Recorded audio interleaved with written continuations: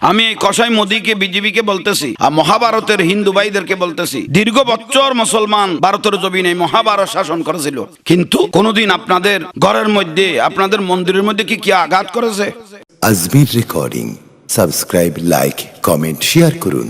ধন্যবাদ। আউযু বিল্লাহি মিনাশ শাইতানির রাজীম। বিসমিল্লাহির রহমানির রহিম। আলহামদুলিল্লাহি রাব্বিল আলামিন ওয়াল আকিবাতুল মুত্তাকিন ওয়াস সালাতু ওয়াস সালামু আলা রাসূলিল কারীম ওয়া আলা আলিহি ওয়া আসহাবিহি ওয়া যুররিয়াতিহি ওয়া আহলি বাইতিহি ওয়া আউলিয়াই মিল্লাতিহি ওয়া উলামায়ে মুহাব্বতি ওয়া আলাইনা মাহুম বিহিম আজমাইন। আলহামদুলিল্লাহ, সারা পৃথিবী জুড়ে মুসলমানের একটা জ্বর উঠে গেল।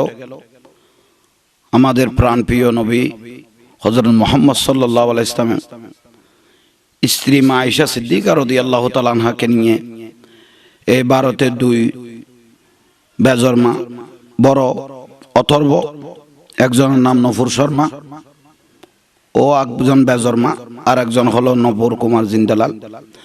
ওই দুইজন ব্যক্তি ভারতীয় এই উগ্রবাদী দল বিজেপির দুই কুলাঙ্গার। আজকে আমাদের জানেন নবী, প্রাণের নবী হযরত মুহাম্মদ সাল্লাল্লাহু আলাইহি ওয়াসাল্লামকে নিয়ে এবং আমার পেয়ারা রাসূলের স্ত্রীকে নিয়ে যে কটূক্তি করলো, সারা পৃথিবীর মুসলমান আজকে আলহামদুলিল্লাহ এক হয়ে গেছে। আমার রাসূল পাক বলেছেন, লা ইউমিনু আহাদুকুম হাত্তা কুনা হাব্বা ইলাইহি মিন ওয়ালিদিহি ওয়া ওয়ালাদিহি ওয়ান নাসি আজমাইন। জান থেকে, দন থেকে, দৌলত থেকে, সম্পদ থেকে, বউ বেটি থেকে আমি রাসূলকে যারা ভালোবাসে নাই তারা পরিপূর্ণ ঈমানদার হতে পারে নাই।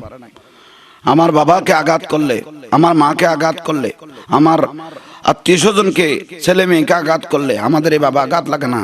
আমার পেয়ারা রসুলকে কেউ যদি একটা বড় কথা বলে, আমার রসুল পাকের স্ত্রীদেরকে নিয়ে যারা বড় কথা বলে, আমরা জান কোরবান দিতে প্রস্তুত।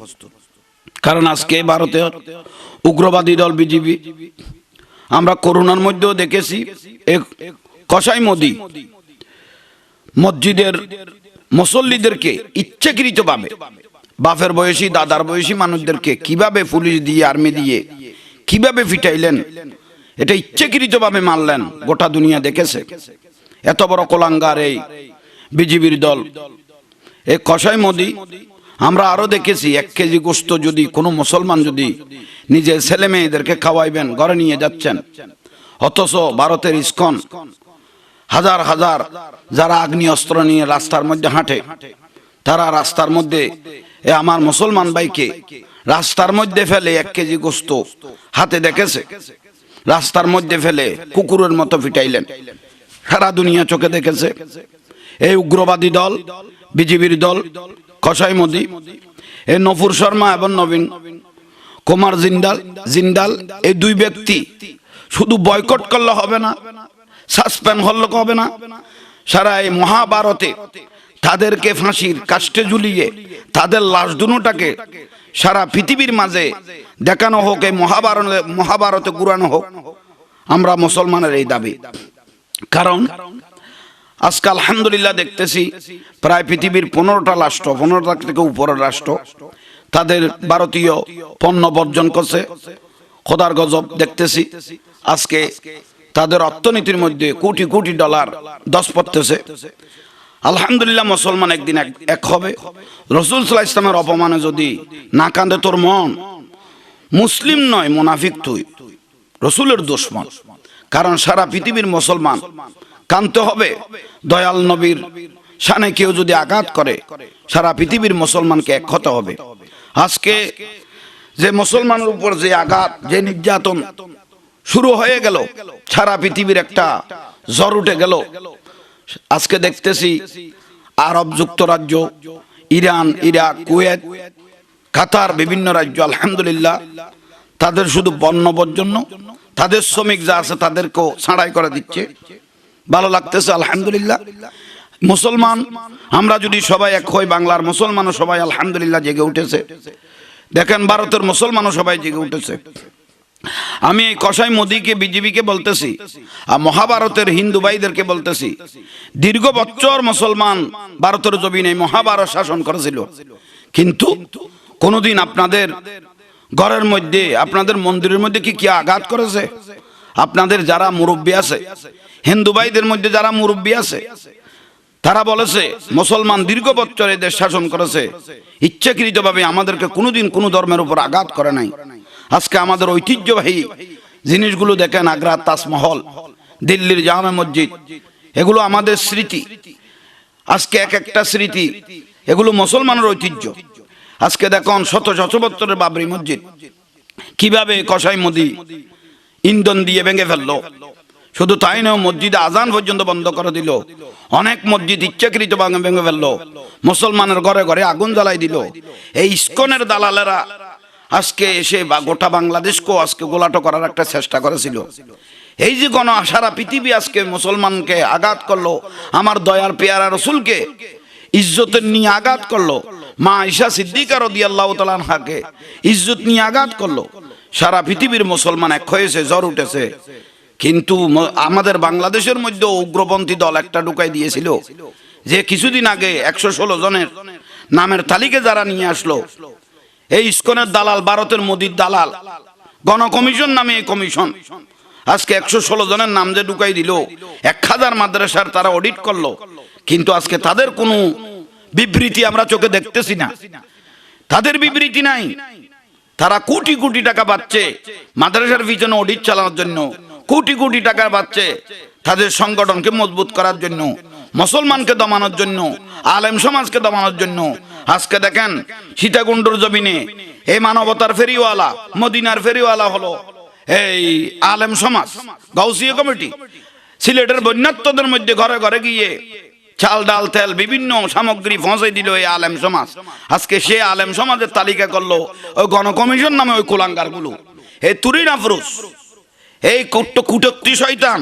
আজকে এই নফুস শর্মা আর তুরিন আফরোজ এগুলো এক দরাজার, এগুলো হলো বেজরমা। এগুলো দেখেন আপনারা মিডিয়ার মাধ্যমে দেখেন, ওদের হাতে ইস্কনের এই রশি শালুগুলো দেখেন, রশির চিহ্নগুলো দেখেন, এগুলো হলো ভারতের দালাল। এই কালোমানিক, এগুলো হলো ভারতের দালাল। শাহরিয়া কবির, এগুলো এনে নাম আছে কিন্তু মুসলমানের, এগুলো হলো হিন্দুত্ববাদীর ভারতের দালাল, উগ্রপন্থী এই বিজিবি কসাই। আজকে আমরা সারা পৃথিবীর মুসলমান এই কসাই মোদিকে আমরা স্বাগত জানাচ্ছি। আজকে তিল তিল করে মুসলমানের উপর তারা আঘাত করতে লাগলো। কারণ কিছুদিন আগে 26টা কোরআন শরীফের আয়াত নিয়ে কিছুদিন আগে ভারতের হাইকোর্টের মধ্যে রিট করেছিল এক শয়তান, আল্লাহর গজব, ইন্নাল্লাযীনা ইউযুনাল্লাহ ওয়া রাসূলাহু লানাহুমুল্লাহু ফিদ দুনিয়া ওয়াল আখিরাহ। দেখেছি খোদার গজব তার উপর নাজিল হয়েছে।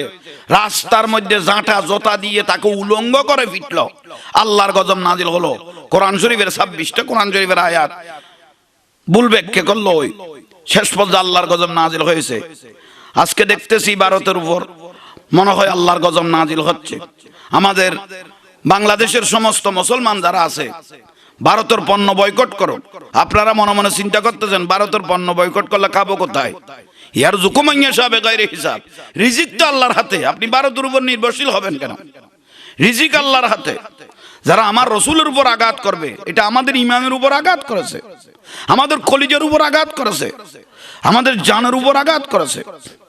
কারণ পেয়ারা রসুলকে কেউ যদি বড় কথা বলে, তার কোনো সুযোগ নাই, তার কোনো বাজার সুযোগ নাই। শুধু নূপুর শর্মা, এই বেজরমা, নবীন কুমার জিন্দাল, এই দুজনের জন্মের ঠিক আছে কিনা জানি না। শুধু তাই নয়, তাদেরকে শুধু সাসপেন্ড করলে এটা দিয়ে শেষ হবে না, খোলা ময়দানে ওদেরকে ফাঁসি দিতে হবে। ফাঁসি দেওয়ার পরে সারা মহাভারতে তাদের লাশগুলো ঘুরাইতে হবে। কোনোদিন যেন কোনো মুসলমানের উপর এভাবে যেন আঘাত না করে, কোনো ধর্মের উপর যেন এভাবে আঘাত না করে। আপনাদের ধর্মের উপর যদি কেউ কিছু বলে, তখন আপনারা বরদাস্ত করতে পারবে না।